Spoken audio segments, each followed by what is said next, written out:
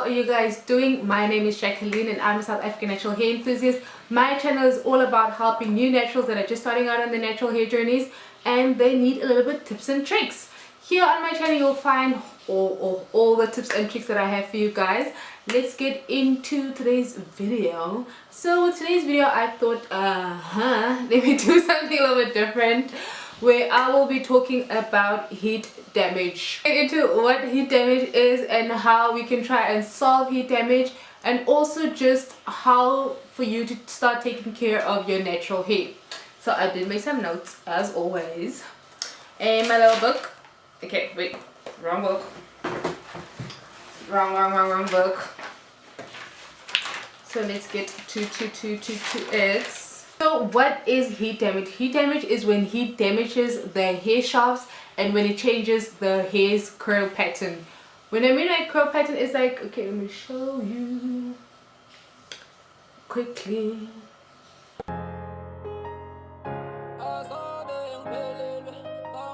Another thing is what causes heat damage. Heat damage is caused when you are using implements that use heat, like hair dryer or hair iron, and you just setting the setting a little bit too high where it can affect the curl pattern of your hair and it changes the curl pattern. If your heat is maybe on 400 Fahrenheit, which is like 200 Celsius, then you should know that that is a little bit too much for your hair. When you are using heat for your hair, try and use the lowest form possible. Extremely, like guys, try and use the lowest form possible on that implement that you're going to be using. If it is a hair dryer, the lowest one. Even if it feels like it's cool air, use the lowest form possible. If it's the straightener, use the lowest form possible, because you do not want heat damage to your hair. Like my advice would just to be stay away from heat. Like just stay away from it. Don't use heat on your hair. Just try staying away from it. If you have low porosity hair like I do and you want to use heat for your hair, maybe when it comes to deep conditioning, get a heat cap. Afro Omar, I really hope I'm pronouncing it properly, have amazing heat caps for you guys. You don't even have to go on and use heat like the hair dryer or anything like that. You just take a plastic cap, even guys, just a plastic cap, you put it on your head and you are seriously golden. Like you don't even have to worry about anything else, because heat damage can seriously change the pattern of your hair. And people always be wondering like, why is my curl pattern changing? Like what is wrong? Why is my hair this way? When that is just your hair being heat damaged, and that is just something that we seriously need to work on. Now you're wondering is, how do you know if you have heat damaged hair? Well, when you have overly dry hair, like when you're overly dry hair, then you must know that you have heat damaged. Or stringy hair, that's also another indication of heat damage. Your hair breaks easily. It doesn't matter what it is. Maybe if you're tying in a pom-pom or you're trying to untwist your hair, or you are just handling your hair a little bit too roughly and then your hair breaks easily, that is another sign that your hair is heat damaged. Another one is when you are trying to style or just brush your hair and then it breaks easily also. That's when you know that your hair is heat damaged, because it's difficult for you to style your hair, it's difficult for you to brush your hair. So that is another indication that you have heat damaged hair. One of my favorite ways for you to also find out if you have heat damaged hair is when your hair knots or it tangles easily. That's when it's an indication that you have heat damaged hair, because you will see when you are working with your hair that your hair has changed. There will be a lot of indications for you to find out that, okay, oh girl, there's something wrong with my hair. Then that's when you need to know that, okay, it's time for me to step up my game. I need to sort this out. Those are all indications for you to know that, my hair is heat damaged. I need to sort this out, because this is something that I need to work on. There are ways for you to treat heat damaged hair. One of the things that I would recommend for you is to stop using heat on your hair. Stop using heat on your hair. Number one thing for you to do is just stop using heat on your hair. If you can stop using heat on your hair and find other alternative ways for you to, if you are not a fan of the shrinkage or if you're not a fan of having short hair, try a different way for you to straighten your hair, or for you to get the same style that you want, that you are going to use heat for. There are a lot of protective styles for you to try out that will always stretch your hair out without using any heat.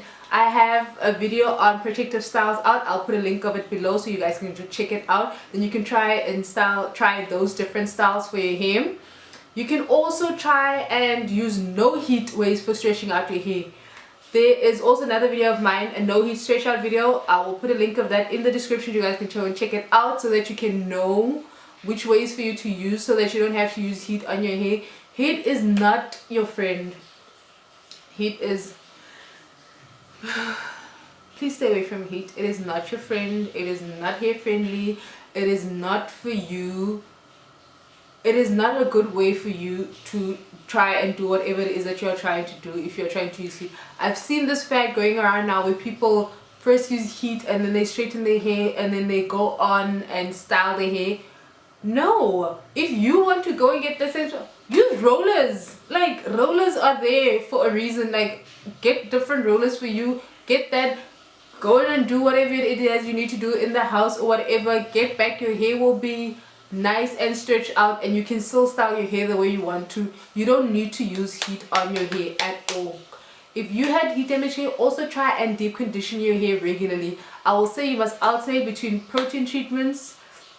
I do apologize, between protein masks and moisturizing deep conditioners, because if you alternate with that, maybe say every 2 weeks you want to start deep conditioning your hair, that's fine. Go and do that. It will help and treat your hair better, and it will also try and limit the heat damage on your hair. Just because your hair is heat damaged doesn't mean that is it and you can't solve the problem of your hair. No, there's a lot of things that you can start doing to start taking better care of your hair. Oh my god, I don't know what's wrong with my tongue or my mouth today, but I'm just That's also another thing that I would advise you to do, is when you are drying your hair and you've just washed it, do not use a towel. Try using a fiber towel or a cotton t-shirt or a cotton towel. There's like these t-shirt towels that are out there now that you can start using for drying your hair. That is a massive way for you to also not break down your hair or break off your hair when you are drying it, because if you've noticed, if you're using a towel to dry your hair, the hair will sometimes stick to the towel and it will have that pull effect going on, and that is not something that you want for your hair. So I would advise you to just use a normal t-shirt, an old t-shirt that you have, but a clean one, to dry your hair, or fiber towels. Another thing that you can help with treating your heat damaged hair is when you are detangling your hair, to do it as gently as possible. The best way I will say is to use your fingers for detangling your hair. Yes, this process will be longer. It will take extremely longer than normal, but it will be so worth it, because your hair will absolutely love you for it.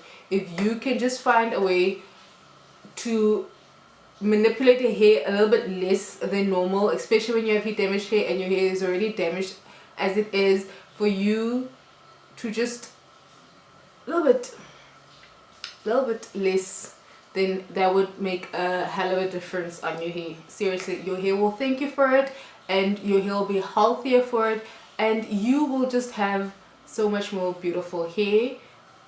So that is the goal, isn't it, for us to have healthy and beautiful hair? That is it for today's video. If you've liked this video, please do give me a thumbs up. If you'd like to see any other videos like this one, don't forget to hit the notification button. And as always, thank you guys so much for watching this video. I really do appreciate it.